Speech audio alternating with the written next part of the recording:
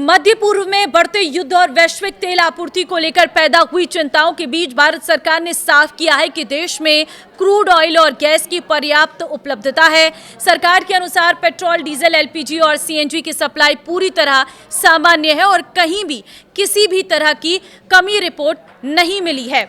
Middle east तनाव के बावजूद भारत में तेल गैस आपूर्ति स्थिर है। क्या है सरकार की तैयारी, बताएंगे आपको इस रिपोर्ट में। नमस्कार, मैं हूं आपके साथ ममता तिवारी और आप देख रहे हैं न्यूज़ 18 का डिजिटल प्लेटफॉर्म। मध्य पूर्व में जारी तनाव के बाद देश में तेल और गैस को लेकर चिंता बनी हुई है। हाल ही में गैस के दामों में बढ़ोतरी हुई। गैस लेने के लिए शहर दर शहर लंबी कतारें देखने को मिली। वहीं ईरान ने साफ किया है कि स्ट्रेट ऑफ हॉर्मुज बंद रहेगी, जिसके बाद ये चिंता और बढ़ गई है।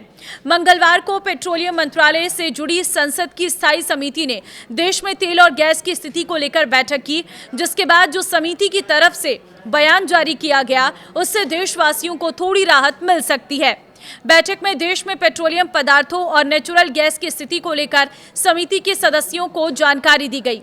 सरकार की तरफ से बताया गया है कि हॉर्मुज स्ट्रेट से होकर गुजरने वाले वैश्विक तेल, गैस और एलपीजी के लगभग 20% प्रवाह में बाधा डालने वाले बढ़ते भू राजनीतिक तनाव के बीच सरकार ने भारत की ऊर्जा सुरक्षा सुनिश्चित करने के लिए तेजी से कदम उठाए हैं।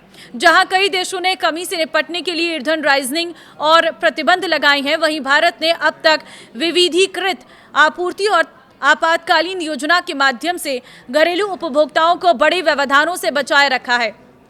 समिति ने बताया कि भारत की कच्चे तेल की आपूर्ति स्थिर बनी हुई है, जिसमें दैनिक खपत लगभग 55 लाख बैरल है।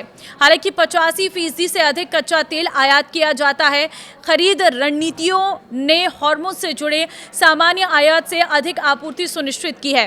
संकट से पहले भारत के लगभग 45% कच्चे तेल के आयात इस हॉर्मुज से होकर गुजरते थे, लेकिन विविधीकरण प्रयासों ने इस निर्भरता को काफी कम कर दिया है और अब गैर हॉर्मुज स्रोतों से लगभग 70% आपूर्ति हो रही है।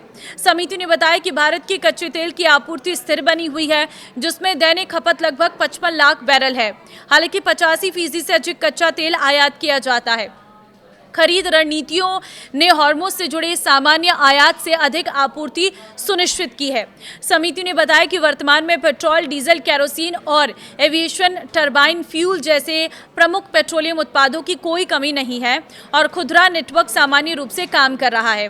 प्राकृतिक गैस क्षेत्र में हालांकि कुछ खाड़ी स्रोतों से आपूर्ति प्रभावित हुई है, लेकिन सरकार ने आवश्यक वस्तु अधिनियम के तहत आपातकालीन प्रावधान लागू कर आपूर्ति को प्राथमिकता दी है। सीएनजी का क्या हाल है वो भी जान लीजिए।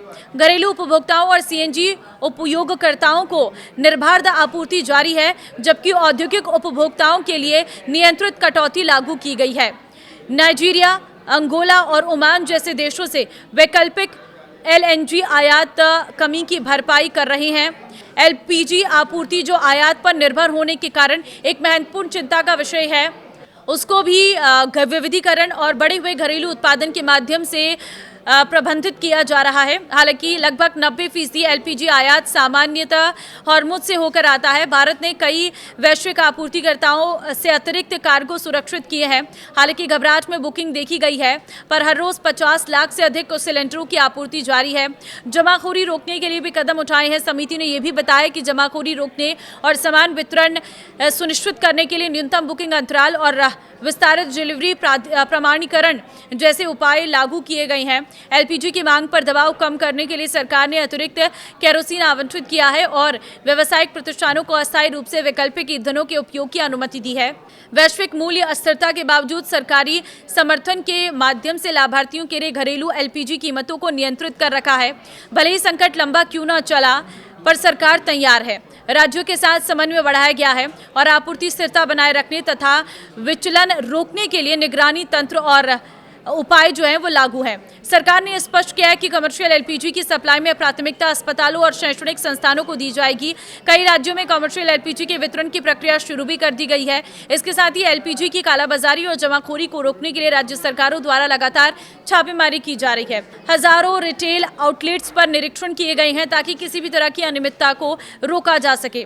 सरकार ने उपभोक्ताओं को एक और विकल्प दिया है। जो लोग चाहे वे एलपीजी से पीएनजी पर शिफ्ट हो सकते हैं। इसके लिए उपभोक्ता संबंधित गैस कंपनी के कस्टमर केयर से संपर्क कर सकते हैं या ऑनलाइन आवेदन भी कर सकते हैं। पीएनजी कंपनियों ने ग्राहकों के लिए कई ऑफर भी जारी किए हैं, जिससे लोगों को घरेलू गैस की वैकल्पिक सुविधा मिल सके। इस बीच सरकार ने यह भी बताया कि विदेश से आने वाले तेल और गैस के जहाज सुरक्षित रूप से भारत की ओर बढ़ रहे हैं। भारतीय ध्वज वाला जहाज जगह लाडकी ऑयल टैंकर संयुक्त अरब अमीरात से करीब 81,000 टन मुर्बान कच्चा तेल लेकर भारत की ओर आ रहा है और जल्द ही मुद्रा पोर्ट पहुंचेगा।